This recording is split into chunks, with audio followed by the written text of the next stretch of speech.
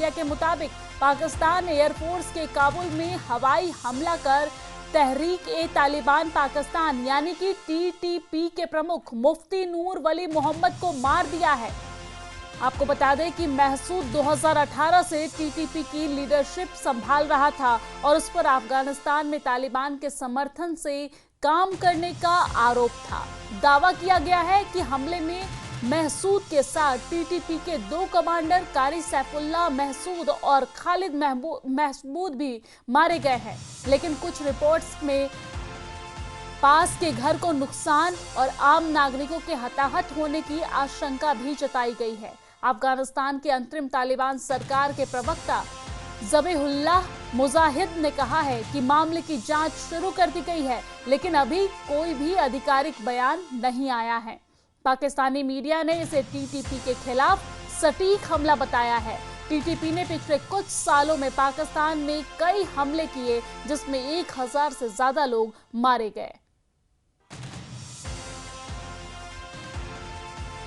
और इसी खबर पर हमारे साथ ज्यादा बातचीत के लिए शैलेंद्र वांगू जी हमारे साथ जुड़ गए हैं। शैलेंद्र वांगू जी, जिस तरीके से अफगानिस्तान के ऊपर पाकिस्तान की तरफ से यह हमला किया गया है, ये समय भी बेहद खास चुना गया जब अफगानिस्तान के मंत्री भारत के दौरे पर हैं। आप इसे किस तरीके से देखते हैं?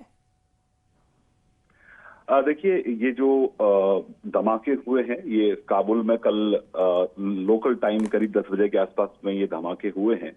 हालांकि तालिबान का ये कहना है कि ये 2 धमाके हुए, उसमें उनकी आवाज सुनाई दी है और मामले की फिलहाल अभी जांच चल रही है। लेकिन इसी बीच पाकिस्तानी मीडिया ये क्लेम कर रहा है कि ये एयर स्ट्राइक्स हैं और ये एक प्रिसीजन स्ट्राइक्स है जो पाकिस्तान ने किया है तहरीक तालिबान के नेताओं पर। और ये दावा किया गया कि तहरीक तालिबान के जो मुखिया है उसकी इसमें मौत हो चुकी है। हालांकि बाद में एक ऑडियो जारी करके उन्होंने खुद ये इन खबरों को बेबुनियाद बताया और प्रोपेगेंडा बताया पाकिस्तान का। लेकिन ये तमाम चीजें तब हो रही हैं जब, जैसे कि आपने कहा कि माफ कीजिए, अफगानिस्तान के विदेश मंत्री इस वक्त भारत में है। कल वो सुबह भारत पहुंचे थे, आज उनकी मुलाकात विदेश मंत्री एस जयशंकर से होगी। तो ये जो भारत और अफगानिस्तान की नजदीकियां हैं ये बर्दाश्त नहीं हो रही हैं पाकिस्तान से, और माना जा रहा है कि ये कारण हो सकता है कि जो रिपोर्ट्स आ रही हैं पाकिस्तान की तरफ से स्ट्राइक्स की, तो ये कहीं ना कहीं प्रोपेगेंडा हो सकता है। हालांकि इन तमाम बातों को लेकर आज पाकिस्तानी मिलिट्री की तरफ से एक प्रेस कॉन्फ्रेंस भी होने वाली है। माना जा रहा है उसमें ज्यादा क्लैरिटी सामने आएगी। लेकिन फिलहाल तालिबान की तरफ से कहा जा रहा है कि जो ये धमाके हुए हैं ये लोकल धमाके हुए हैं और किसी के हताहत होने की इसमें खबर नहीं है। और साथ ही साथ इस पूरे मामले की फिलहाल अभी जांच चल रही है। शैलेंद्र वांगू जी, देखा जाए तो पहले पाकिस्तान बार बार गले मिलने को और नजदीकी बढ़ाने को अफगानिस्तान के साथ परेशान था, लेकिन जब अफगानिस्तान के विदेश मंत्री पाकिस्तान के दौरे पर जाने वाले थे, बार बार उनका ये दौरा टला। पाकिस्तान की तरफ से निमंत्रण भेजा जाता था, लेकिन उनकी तरफ से कोई न कोई बहाना बनाकर अपने दौरे को टाल दिया जाता था। और ऐसे में वो जब भारत के दौरे पर आ गए हैं, तो क्या लगता है कि पाकिस्तान बौखलाकर इस तरीके की कार्रवाई किया है या इसके पीछे कोई और वजह? देखिए, ये बात तो सही है कि पाकिस्तान जो है वो इस वक्त बौखलाया हुआ है, क्योंकि अफगानिस्तान के विदेश मंत्री भारत में है और ये ऐतिहासिक दौरा है। पहली बार तालिबान के कोई मंत्री भारत पहुंचे हैं और उनकी मुलाकात विदेश मंत्री जयशंकर से होगी। माना जा रहा है एनएसए डोभाल से भी होगी। और किस तरह से भारत और अफगानिस्तान के रिश्तों को आगे ले जाया जाएगा, जिसमें तमाम मुद्दों पर चर्चा होगी, जो आज दोपहर 12 बजे बैठक दिल्ली के हैदराबाद हाउस में होने वाली है। लेकिन ये जो नजदीकियां हैं ये पाकिस्तान से बर्दाश्त नहीं हो रही हैं। आज से कुछ दिन पहले भी पाकिस्तान के रक्षा मंत्री ख्वाजा आसिफ ने यह कहा था कि अफगानिस्तान हमारा दुश्मन मुल्क है। और कल भी हमने देखा है कि उनकी तरफ से जो असेंबली में जो स्टेटमेंट आया है, जहां पे उन्होंने कहा है कि हम तहरीक तालिबान को बर्दाश्त नहीं करेंगे, उनको पनाह देने वालों को बर्दाश्त नहीं करेंगे, चाहे वो हमारी जमीन पर हो या अफगानिस्तान की जमीन पर। तो कहीं ना कहीं उन्होंने मैसेजिंग भी कर दी थी कल पाकिस्तान के रक्षा मंत्री की तरफ से।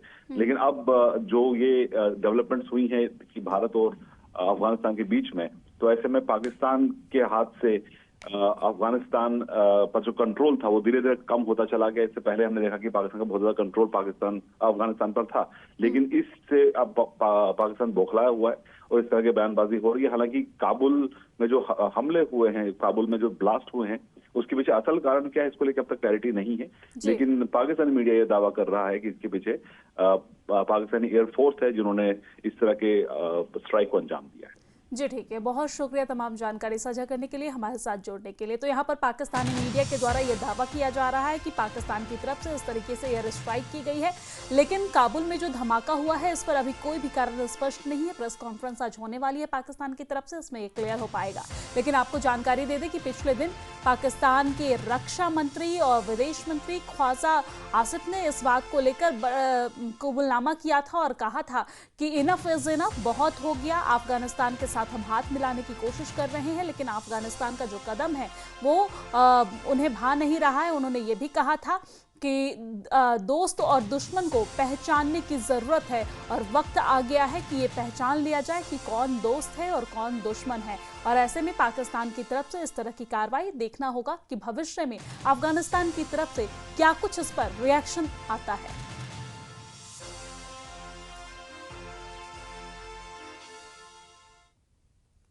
और आपको बता दें कि इससे पहले पाकिस्तान के रक्षा मंत्री ख्वाजा आसिफ ने गुरुवार को धमकी भरे लहजे में अफगानिस्तान के अंतरिम प्रशासन को चेतावनी दी थी। उन्होंने कहा था कि अफगानिस्तान तहरीक-ए-तालिबान पाकिस्तान यानी कि टीटीपी को अपने देश के अंदर सुरक्षित पनाहगाह दे रहा है।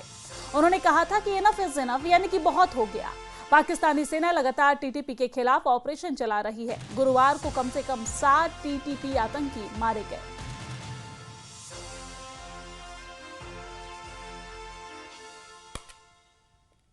मट्टी में से उनको फायदा मिल रहा है, जिस मुल्क से, जिस सरजमीन से उनको फायदा मिल रहा है, उस मुल्क के साथ दुश्मनी कर रहे हैं। सर ये अब बर्दाश्त नहीं होगा। हमें यकसू हो के मिनहसुल कौम जो है जवाब देना पड़ेगा इन लोगों को जो उनको पनाहगाहें मुयस्सर करते हैं, चाहे वो हमारी सरजमीन पे हैं या वो अफगानिस्तान की सरजमीन के ऊपर है। इसमें किसी को कोई शक नहीं होना चाहिए। अगर किसी गांव से या किसी पनाहगाह से 4 या 5 या 10 या 15 आदमी निकल के हमारे किसी फौजी काफिले के ऊपर जो है हमला करते हैं, उसका जवाब जो है हो सकता है सबको सब साथ कोलैटरल डैमेज भी हो, उसको सबको सब भुगतना पड़ेगा। जहां पे उनकी पनाहगाहें होंगी उनको भी भुगतना पड़ेगा और जो लोग उनको पनाहगाह देते हैं उनको भी भुगतना पड़ेगा। Enough is enough. ये अब जो हमारे सब्र का पैमाना जो है पाकिस्तान की हुकूमत का, पाकिस्तान की अफवाज का जो है लबरेज हो चुका है। हम अपनी अफवाज के साथ इस मसले पे खड़े हैं और 100% जो है हम मकरूज हैं। उनके एहसान किया उन्होंने इस मुल्क पे हुए, इस मुल्क की हिफाजत करके, हमारी इज्जत में इजाफा करके, हमारी बैनुल अक़वामी जो स्टैंडिंग है उसमें इजाफा करके।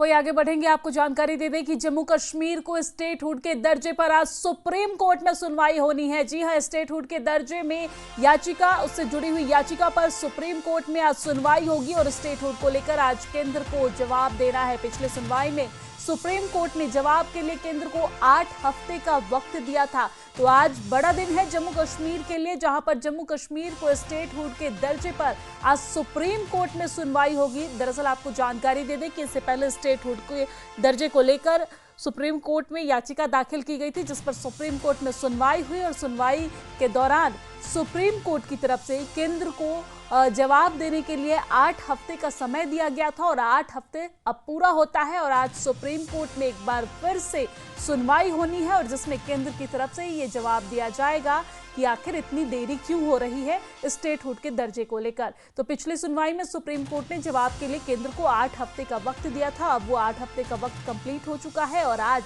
सुप्रीम कोर्ट में एक बार फिर से सुनवाई होनी है। जम्मू कश्मीर को स्टेटहुड के दर्जे पर आज सुप्रीम कोर्ट में सुनवाई होनी है, जिसमें केंद्र की तरफ से ये जवाब देना है केंद्र को कि देरी क्यों हो रही है, क्योंकि केंद्र सरकार की तरफ से कहा गया था कि जब स्थिति अनुकूल हो जाएगी उसके बाद स्टेटहुड का दर्जा जम्मू कश्मीर को मिल जाएगा। लेकिन जम्मू कश्मीर में जिस तरीके से स्टेटहुड की आवाज उठ रही है, जम्मू कश्मीर के चाहे वो नेता हो या फिर वहां के आवाम हो, लगातार स्टेटहुड की मांग कर रहे हैं। इसको लेकर हमने देखा कि कितना प्रदर्शन भी हुआ और आज इसी मुद्दे पर सुप्रीम कोर्ट में सुनवाई होनी है।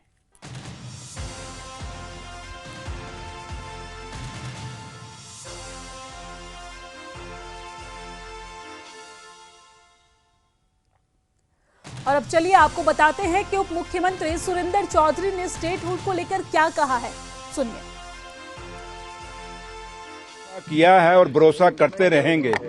और अगर हमारा भरोसा है तो उम्मीद करेंगे कि हिंदुस्तान की सबसे बड़ी अदालत जो फैसला है जम्मू कश्मीर के लोगों के सेंटिमेंट्स को नजर में रखते हुए, जम्मू कश्मीर का किसान, मजदूर, दुकानदार, छोटे से छोटा आदमी जो दूर दराज पहाड़ों में रहता है, उनके सेंटिमेंट्स को समझेगा। और सबसे बड़ी बात कि हिंदुस्तान का सबसे बड़ा अदालत जो है वो जम्मू कश्मीर के उस नौजवान बच्चे की पुकार सुनेगा। वो बच्चा जो आज घर घर में बेरोजगार है, आज जो 1 साल हो गया जम्मू कश्मीर की सरकार को, और जम्मू कश्मीर की जो उमर अब्दुल्ला सरकार है उसको कितनी मुश्किलें और मुसीबतें झेलनी पड़ रही हैं ये 2 सरकारों से। एक सरकार वो है जिसे आप लोगों ने और जम्मू कश्मीर के लोगों ने अपने दिलों से जिता के भेजा है। वो एक साइड वो सरकार है जो सिलेक्टेड है, नॉमिनेटेड है, बैठाई हुई सरकार है। अब फैसला सुप्रीम कोर्ट ने करना है कि ये जम्मू कश्मीर की हुकूमत वो लोग करेंगे जिनको लोगों ने चुन के भेजा है, या वो लोग करेंगे जो 5 साल से यहाँ थोपे गए हैं। तो स्टेटहुड को लेकर राजनीति भी जारी है। 18 अक्टूबर से भूख हड़ताल करेगी कांग्रेस पार्टी, तो ये बड़ी जानकारी हम आप तक पहुंचा रहे हैं। जी हां, 18 अक्टूबर से भूख हड़ताल कांग्रेस पार्टी करेगी स्टेटहुड की मांग को लेकर, और यहां पर भूख हड़ताल के जरिए स्टेटहुड की मांग केंद्र से करेगी। हमारी रियासत हमारा हक अभियान के तहत ये भूख हड़ताल का ऐलान किया गया है। दरअसल कांग्रेस प्रदेश अध्यक्ष तारिक हमीद कर्रा ने कार्यकर्ताओं से तैयारी करने को कह दिया है, और 18 तारीख से ये भूख हड़ताल कांग्रेस पार्टी की तरफ से की जाएगी। वही कफ सिरप मामले पर आज सुप्रीम कोर्ट में सुनवाई होगी। जी हां, सुप्रीम कोर्ट में जनहित याचिका पर सुनवाई होगी, और याचिका में जहरीली दवाओं की बिक्री पर रोक की मांग की गई है, और दोषी अफसरों पर कड़ी कार्रवाई की मांग भी की गई है। हमने देखा कि बीते दिन कितना ज्यादा कफ सिरप को लेकर मामला देश के अलग अलग हिस्सों से सामने आया, चाहे वो राजस्थान हो, मध्य प्रदेश हो, बिहार हो, या फिर देश के अलग अलग राज्यों से यह मामला सामने आया जहां पर कफ सिरप पीने से अचानक कई बच्चों की मौत हो गई, जिसके बाद ये मामला तेजी से पूरे देश भर में फैला। कई जगहों पर कार्रवाई भी की गई, कई ऑफिसरों को सस्पेंड भी किया गया। लेकिन इसी बीच कई सारी दवाइयां अभी भी है जो मार्केट में है और जहरीला है, अभी तक लोग उससे अवेयर नहीं हुए हैं। तो आज पूरे इस मामले पर, यानी कि कफ सिरप मामले पर और तमाम जहरीली दवाइयों के मामले पर सुप्रीम कोर्ट में सुनवाई होनी है, और सुप्रीम कोर्ट का सुप्रीम फैसला क्या होगा ये देखना होगा। लेकिन सुप्रीम कोर्ट में जनहित याचिका पर आज सुनवाई होगी, और याचिका में जहरीली दवाओं की बिक्री पर रोक की मांग की गई है, और पूरे देश को इंतजार है सुप्रीम कोर्ट के सुप्रीम फैसले का। वही कुपवाड़ा में आतंकी ठिकानों का भांडाफोड़ हुआ है। जी हां, भारी मात्रा में गोली बारूद भी बरामद किए गए हैं, और 2 AK-47 राइफल, 4 रॉकेट लॉन्चर भी बरामद किए गए हैं।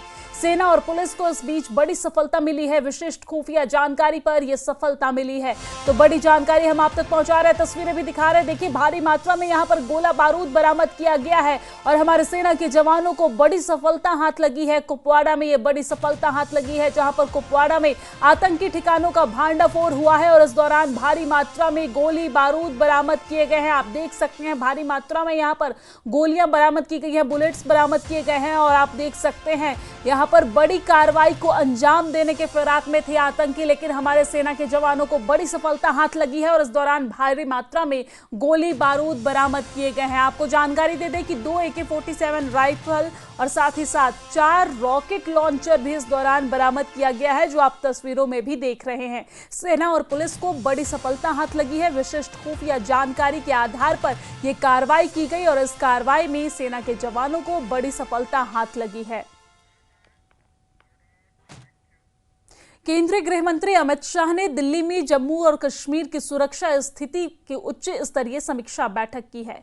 आपको जानकारी दे दें कि बैठक में जम्मू और कश्मीर के उपराज्यपाल मनोज सिन्हा, केंद्रीय गृह सचिव, इंटेलिजेंस ब्यूरो के निदेशक, थल सेना अध्यक्ष, जम्मू कश्मीर के मुख्य सचिव और पुलिस महानिदेशक, साथ ही साथ केंद्रीय सशस्त्र पुलिस बलों के महानिदेशक के साथ केंद्र सरकार, सेना और जम्मू कश्मीर प्रशासन के वरिष्ठ अधिकारी मौजूद रहे। बैठक में केंद्रीय गृह मंत्री अमित शाह ने आतंकवाद मुक्त जम्मू और कश्मीर के लक्ष्य को प्राप्त करने के लिए मोदी सरकार की अटूट प्रतिबद्धता को दोहराया है। उन्होंने कहा है कि सुरक्षा एजेंसियों के ठोस प्रयासों से जम्मू कश्मीर में देश के दुश्मनों का आतंकवादी तंत्र लगभग समाप्त हो गया है। आपको जानकारी दे दें कि गृह मंत्री ने यह भी कहा है कि हमारे सुरक्षा बलों को क्षेत्र में शांति और सुरक्षा को खतरा पहुंचाने के किसी भी प्रयास को नाकाम करने की पूरी स्वतंत्रता है। गृह मंत्री अमित शाह ने जम्मू और कश्मीर में आतंकवाद के खात्मे के लिए सभी सुरक्षा एजेंसियों द्वारा सतर्क रहते हुए समन्वित तरीके से काम करने की महत्वपूर्ण भूमिका को भी रेखांकित किया और साथ ही सर्दियों में विशेष सतर्कता बरतने के निर्देश भी दिए हैं।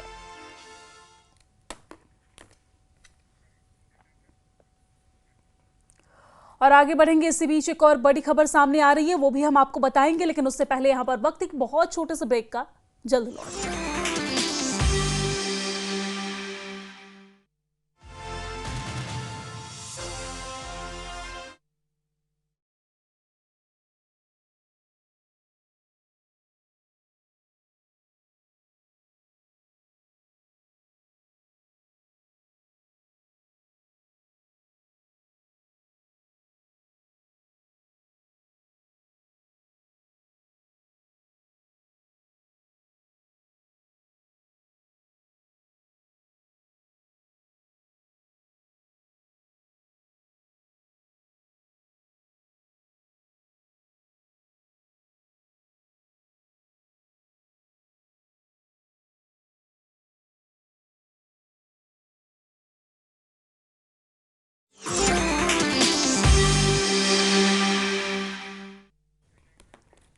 और ब्रेक के बाद एक बार फिर से स्वागत है आप सभी का। आगे बढ़ेंगे, इसी बीच एक बड़ी खबर सामने आ रही है। सूत्रों के हवाले से ये बड़ी खबर सामने आ रही है। आपको जानकारी दे दें कि सेना के लापता जवान का शव मिल गया है। दक्षिण कश्मीर के कोकरनाग में ये शव मिला है। एंटी टेरर ऑपरेशन के दौरान लापता हुए थे।